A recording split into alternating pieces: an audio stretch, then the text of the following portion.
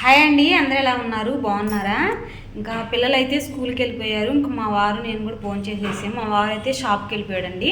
ఇంకా నేను ఇక్కడి నుంచి లాగైతే స్టార్ట్ అవుతుంది. నేను ఏమేమి పనులు చేసుకున్నది అన్ని విషయాలు అయితే మీతో షేర్ చేసుకుంటాను.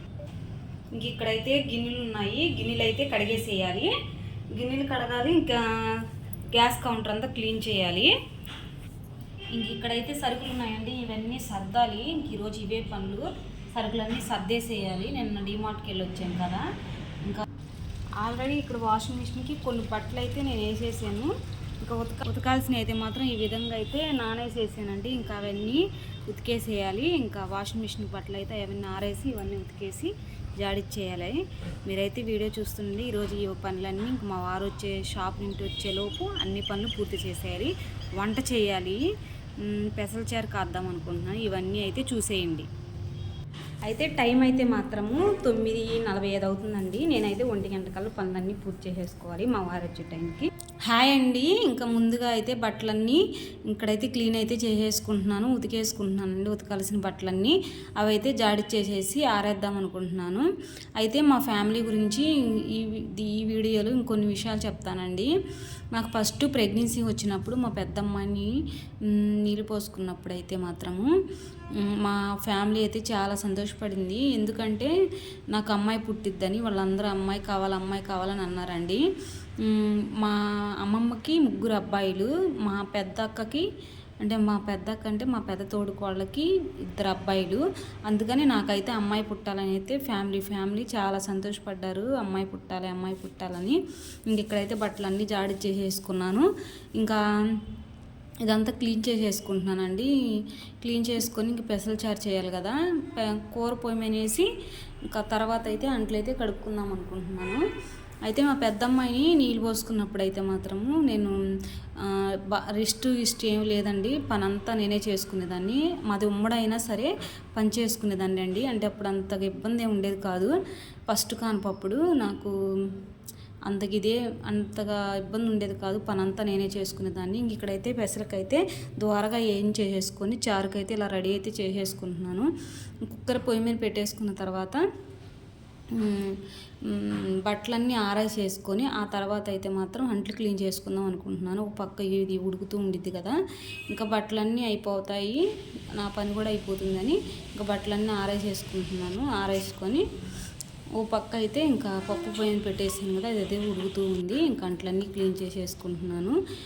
అయితే ఇంకా మా ఫ్యామిలీలో ఇంకా ఫస్ట్ మా పాపేనండి పెద్దమ్మాయి. అంటే ఆడపిల్ల చాలా బాగా చూసుకునేవాళ్ళు. మా బావ కానీ మా అక్క కానీ. మా పెద్దమ్మాయి పుట్టినప్పుడు మా మరిదికి పెళ్ళయిందండి. ఇంకా మా చెల్లెలైనా సరే మా అమ్మాయిని బాగా చూసుకునేది. తర్వాత మా చిన్నమ్మాయికి అంటే మా చెల్లెలకి మా తోడుకోళ్ళకి చిన్నమ్మాయికి ఒక అమ్మాయి ఒక అబ్బాయి అండి. చూడండి, మా పెద్దక్కకేమో 2 అబ్బాయిలు, నాకేమో 2 అమ్మాయిలు, మా మరిదికేమో మా చెల్లెలకేమో ఒక అమ్మాయి ఒక అబ్బాయి. మేమైతే ఇంకా మా పిల్లలు ఇంకా 3 ఉన్నారు కదా మగ పిల్లలు అని నేనైతే 2 అమ్మాయిల తర్వాత అయితే ఆపరేషన్ అయితే చేయించేసుకున్నాను. ఇంకా వాళ్ళే మాకు పిల్లలు అనుకొని మగపిల్లలు. మాకు మగపిల్లలు లేకపోయినా మాకు అంతగా ఇబ్బంది ఏం లేదు. కాకపోతే చిన్నమ్మాయి కన్నప్పుడు మాత్రము నేను ఎలా ఫీల్ అయినది మాత్రం నెక్స్ట్ వీడియోలో అయితే చెప్తాను. ఇంక అంట్లన్నీ కడిగేసేసుకున్నానండి. ఇంకో పక్క అయితే చారు అయితే కాగుతూ ఉన్నాయి. చారు అయితే పప్పు అయితే ఉడుకుతూ ఉంది. ఇంక అంట్లన్నీ క్లీన్ చేసుకున్న తర్వాత గ్యాస్ ఆపేసాను. క్లీన్ చేసుకున్న తర్వాత చారుకైతే పెట్టేద్దాం అనుకుంటున్నాను. ఇక్కడైతే అంట్లు కూడా పూర్తి అయిపోయినాయి. 2 పనులు ఒకేసారి అయిపోయినాయి అండి నాకు. ఇంక పప్పు అయితే ఎనిపేసేసుకొని చారు అయితే తాలింపు పెట్టేసేసుకుంటున్నాను. అయితే రోజు అమ్మమ్మ కూర అంటాను కదండి. మా అమ్మమ్మ అయితే బేరం వెళ్ళిద్దండి. ఏ కోజామున 2 గంటలకు అలా వెళ్ళిద్ది. ఇంకా అందుకని ఆమె 10 గంటలకి 11 గంటలకు అలా వచ్చిద్దండి. మళ్ళీ 2 గంటలకల్లా కూరలు పీక్కోవడానికి వెళ్ళిద్ది. అంటే కూరలు దొడ్ల దగ్గరికి వెళ్ళి కూర పీక్కునిద్దండి. ఇంకా అందుకని కూర కోయడానికని వెళ్ళిద్ది కదా. ఇంకా కూర నేను చేసి పెట్టాను అనుకోండి, వంట కామె వచ్చి కొంచెం అన్నం వండుకున్నా వంటకి ఏమి ఇబ్బంది ఉండదు కదా. అందుకని నేను రోజు అమ్మమ్మకని తీసుకెళ్తూ ఉంటాను కూర.